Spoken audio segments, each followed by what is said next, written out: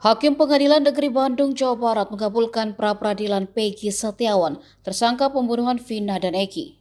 Keputusan itu dibacakan Hakim Eman Sulaiman di Pengadilan Negeri Bandung, Senin 8 Juli 2024. Terlihat tim Polda Jabar tidak banyak memberikan respon. Sementara di sisi lain, keluarga dan kuasa hukum Peggy yang hadir di persidangan langsung bersorak. Bahkan teriakan takbir juga menggema di ruang sidang. Tim Bidang Hukum Polda Jabar menerima putusan Majelis Hakim Pengadilan Negeri Bandung yang menyatakan mengabulkan gugatan sidang pra-peradilan oleh tim kuasa hukum Peggy Setiawan. Polda Jabar juga akan menghentikan penyidikan terhadap Peggy terkait kasus pembunuhan Vina dan Eki di Cirebon pada 2016 lalu. 7. Memerintahkan kepada termohon untuk melepaskan pemohon dari tahanan.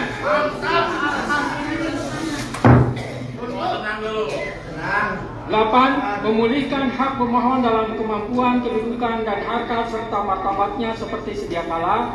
Dan 9. Membebankan biaya perkara kepada negara.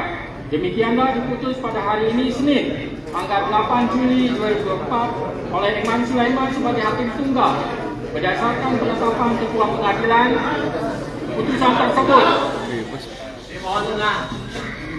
putusan tersebut diucapkan dalam persidangan yang terbuka untuk umum pada hari ini oleh hakim tersebut dengan dibantu oleh Muhammad Al-Atta sebagai panitera pengganti pada PN Bandung dengan dihadiri oleh kuasa pemohon dan kuasa termohon. Demikian putusan sudah dijatuhkan. Intinya permohonan pra-peradilan dari pemohon dikabulkan.